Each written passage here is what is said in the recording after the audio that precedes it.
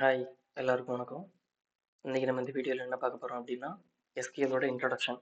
அப்புறம் இந்த எஸ்கியூஎல் வச்சு நமக்கு என்னென்ன யூசேஜ்லாம் இருக்குது அப்படிங்கிறத நம்ம பார்க்க போகிறோம்.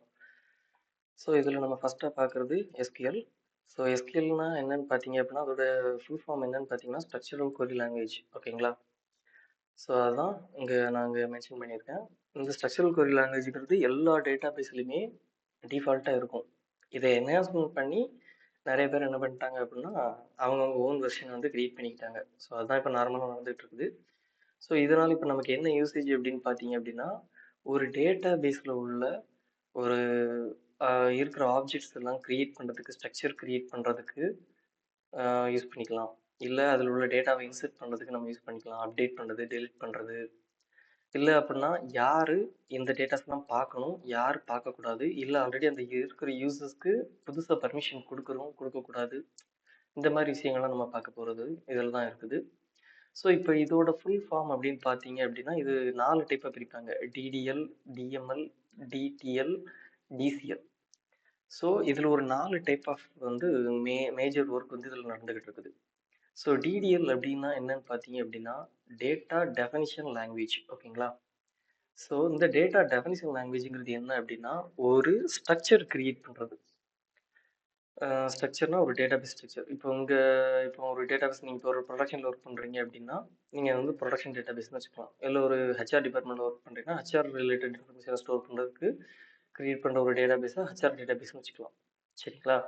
ஸோ இப்போ அந்த டேட்டாபேஸில் என்ன பண்ணுறோம் அப்படின்னா அது சம்மந்தப்பட்ட இன்ஃபர்மேஷனை உள்ளே ஸ்டோர் பண்ணுற இடத்துக்கு பேர் தான் கிரியேட் பண்ண ஸ்ட்ரக்சர் தான் என்ன சொல்கிறோம்னா DDL, data definition language. So இதில் டேட்டாபேஸ் மட்டும் தான் கிரியேட் பண்ண முடியுமானா கிடையாது. நம்ம டேபிள் கிரியேட் பண்ணலாம், வியூ கிரியேட் பண்ணலாம், ஸ்டோர் ப்ரொசீஜர் கிரியேட் பண்ணலாம், அது ரிலேட்டட் தேவையான ஃபங்க்ஷன்ஸ் எல்லாமே கிரியேட் பண்ணலாம். ஸோ இதெல்லாம் எப்படின்ட்டு நான் இன்னொரு வீடியோவில் சொல்கிறேன். அடுத்து டிஎம்எல் அப்படின்னா என்னன்னு பார்த்தீங்கன்னா டேட்டா மெனிப்புலேஷன் லாங்குவேஜ். இது என்ன மெயினாக பண்ணும் அப்படின்னா ஆல்ரெடி நீங்கள் ஸ்ட்ரக்சர் கிரியேட் பண்ணிட்டீங்க. ஸோ இப்போ அந்த ஸ்ட்ரக்சரில் ஏதாவது உள்ளே கொடுக்கணும் இல்லையா? ஒரு டேட்டாஸை இன்சர்ட் பண்ணால் தானே அது வந்து நம்ம ரிட்ரீவ் பண்ணும்போது கரெக்டாக வரும். இல்லை இருக்கிறத ஏதாவது தப்பாக கொடுத்துருந்தா தானே அப்டேட் பண்ண முடியும். ஸோ அதுக்கு இங்கே வந்து சில ஒரு 3 மெத்தட்ஸ் இருக்குது. இன்சர்ட், டேட்டாவை இன்சர்ட் பண்ணுறது, அப்டேட் பண்ணுறது. ஸோ அங்கே இருக்கு இல்லையா? Insert, update and delete. So இதை பயன்படுத்தி தான் நம்ம என்ன பண்ணுவோம்னா இருக்கிற டேட்டாஸ் எல்லாம் மெனிப்புலேட் பண்ணுவோம்.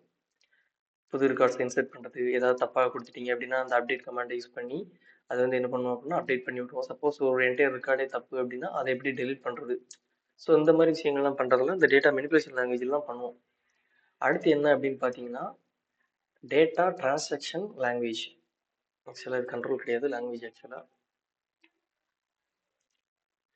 ஸோ இப்போ டேட்டா டிரான்சாக்ஷன் லாங்குவேஜில் என்ன பண்ணலாம் அப்படின்னா ஒரு டேட்டா பேஸை கிரியேட் பண்ணியாச்சு, அதுக்கப்புறம் டேட்டாவை இன்சர்ட் பண்ணியாச்சு.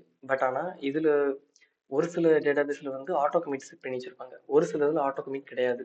ஸோ அந்த ஆட்டோ கமிட் கிடையாது அப்படிங்கிறனால என்ன ஆகும் அப்படின்னா நீங்கள் இந்த டேட்டா டெஃபினிஷன் லாங்குவேஜில் உள்ள ஃபங்க்ஷன்ஸ் யூஸ் பண்ணும்போது, அதாவது கிரியேட்டு, அல்டர், ட்ராப்பு, ட்ரங்கேட் இதெல்லாம் நீங்கள் யூஸ் பண்ணும்போது என்ன ஆகும் அப்படின்னா ஆட்டோமேட்டிக்காக உங்களுக்கு ஆட்டோ கமிட் நடக்கும். பட் இந்த டேட்டா மெனிப்புலேஷன் ரிலேட்டட் நீங்கள் பண்ணும்போது உங்களுக்கு ஆட்டோ கமிட் நடக்காது. சரிங்களா? ஸோ அந்த மாதிரி டைமில் இப்போ நீங்கள் ஏதாவது டேபிள் கிரியேட் பண்ணிவிட்டு வேறு ஏதோ நிறைய ஒர்க்லாம் பண்ணிட்டு இருக்கீங்க, இன்சர்ட் பண்ணுறீங்க, அப்படி இதெல்லாம் முடிச்சிட்டிங்க, ஆனால் கமிட் பண்ணல அப்படின்னா உங்கள் டேட்டா பேஸில் எதுவுமே இருக்காது. டெம்பரவரி நீங்கள் ரன் பண்ணும்போது இருக்கும், பட் நீங்கள் க்ளோஸ் பண்ணிட்டு ரீஓப்பன் பண்ணும்போது அது எதுவுமே இருக்காது. ஸோ அந்த மாதிரி டைமில் தான் என்ன பண்ணுவோம் அப்படின்னா இந்த ரோல் பேக்கை யூஸ் பண்ணுவோம். சரி, இந்த கமிட்டை யூஸ் பண்ணுவோம். கமிட்டை நீங்கள் யூஸ் பண்ணிட்டீங்க அப்படின்னா இதுக்கு முன்னாடி நான் பண்ண எல்லா சேஞ்சஸுமே நீங்கள் வந்து என்ன பண்ணுங்க அப்படின்னா பர்மனெண்ட்டாக டேட்டா பேஸில் ஸ்டோர் பண்ணி வை அப்படிங்கிறத மென்ஷன் பண்ணுறது தான் இந்த கமிட்டு. சப்போஸ் எனக்கு ஒரு சர்டன் பீரியட் ஆஃப் டைமில் வந்து எனக்கு வந்து அந்த டேட்டாஸ் எல்லாமே எனக்கு வேண்டாம், நான் பண்ண ஒர்க்லாம் தப்பு அப்படிங்கிற மாதிரி தோணுச்சு அப்படின்னா நீங்கள் ரோல் பேக் கொடுத்தீங்கன்னா கடைசி கமிட்டுக்கு வரைக்கும் கடைசியாக எங்கே கமிட் பண்ணீங்களோ அது வரைக்கும் நீங்கள் பண்ண சேஞ்சஸ்லாம் போகும். அப்படி இல்லைன்னா அதுக்கு முன்னாடி ஏதாவது இந்த டேட்டா டெஃபினிஷன் லாங்குவேஜில் உள்ள எந்த கிளாஸஸ் ஏதாவது யூஸ் பண்ணியிருந்தீங்க அப்படின்னா அது வரைக்கும் உள்ளதை ரோல் பேக் பண்ணி உங்களுக்கு கையில் கொடுத்துரும். சரிங்களா? அப்புறம் ஃபைனலாக இருக்குது data control language, TCL. So இது எப்படி அப்படின்னா நீங்கள் ஒரு டேட்டாபேஸ் கிரியேட் பண்ணிட்டீங்க, டேபிள் கிரியேட் பண்ணிட்டீங்க, வியூ, ஃபங்க்ஷன்ஸ், ஸ்டோர் ப்ரொசீஜர் நிறைய கிரியேட் பண்ணி வச்சிட்டீங்க. பட் எல்லாத்துக்கும் நம்ம எல்லா ஆக்சஸும் கொடுக்க முடியாது. அஸ் ஏ டெவலப்பரா நீங்க வந்து ஒரு ஃபுல் ஆக்சஸோ இல்லை ரைட் ஆக்சஸோ இந்த மாதிரி கொடுக்கலாம். ஸோ அட்மினுக்கு எல்லா ஆக்சஸும் இருக்கும். ஸோ அப்போ எந்த யூசர் என்ன பண்றாங்க அப்படிங்கிறத தெரிஞ்சுக்கிறதுக்கு நம்ம ஒவ்வொரு யூசர்ஸ்க்கும் ஒரு யூசர் கிரியேட் பண்ணி இந்த டேட்டா பேஸை ஆக்சஸ் பண்ணுங்க அப்படின்னு சொல்லி நம்ம கொடுத்துருவோம். அப்படி கொடுக்கும்போது நம்ம வந்து நான் சொன்ன மாதிரி இது ஃபுல் ஆக்சஸ் வேணுமா, ரைட் ஆக்சஸ் வேணுமா, ரீட் ஆக்சஸ் வேணுமா, ஸோ இந்த மாதிரி ஆக்சஸ் கொடுக்கறதுக்கு தான் இந்த டேட்டா கண்ட்ரோல் லாங்குவேஜ் இருக்குது. இது மெயினாக என்ன பண்ணும் அப்படின்னா மற்றவங்களோட பர்மிஷனுக்கும் அதோட செக்யூரிட்டி மெயின்டைன் பண்ணது தான் இருக்கும். இப்போ நீங்கள் ஏதாவது ஒரு யூசரை வச்சு ஒரு டேட்டா இன்சர்ட் பண்ணுறீங்க இல்லை அப்படின்னா டெலிட் பண்ணுறீங்க அப்படின்னா அது உங்கள் யூசர் நீங்கள் போயிட்டு இந்த யூசர் இந்த டைமில் இந்த டேட்டில் வந்து இத்தனை ரெக்கார்டு டெலிட் பண்ணாரு, இத்தனை ரெக்கார்டு நியூவாக இன்சர்ட் பண்ணாரு அப்படிங்கிற இன்ஃபர்மேஷன்ஸ்லாம் அங்கே ஸ்டோர் ஆயிரும். ஸோ அதை வச்சு நம்ம கண்டுபிடிச்சிக்கலாம் எந்த யூசர் என்னென்ன பண்ணிட்டு இருக்காங்க அப்படிங்கிறது தெரிஞ்சுக்கணும். ஸோ அதே மாதிரி இது வந்து பர்மிஷன் கொடுக்கறதுக்கு மட்டுமா அப்படின்னா கிடையாது. சப்போஸ் இன்னைக்கு ஒருத்தர் டெஸ்டிங்ல இருக்கிறாரு, அவருக்கு ரீட் ஆக்சஸ் மட்டும் போதும், நாளைக்கு அவர் டெவலப்பர்ல எங்க டீம்ல தூக்கி போடுறாங்க அப்படின்னா ஸோ அவருக்கு அதுக்கு தகுந்த பர்மிஷன் மாற்றணும், இருக்கிற பர்மிஷனை தூக்கி விட்டு இல்லைன்னா அதை என்ஹான்ஸ்மெண்ட் பண்ணி அவங்க கையில் கொடுத்துடலாம். ஸோ இதுதான் இன்னைக்கு நம்ம பார்த்த செஷன்ல எஸ்கியூஎல்னா என்ன, அதோட யூசேஜ்லாம் என்ன. இதுக்கு மேலே யூசேஜ்லாம் இதில் மேக்ஸிமம் கிடையாது. இதுதான் மெயின் யூசேஜஸ். ஓகே, நன்றி, வணக்கம். Thanks for your support guys.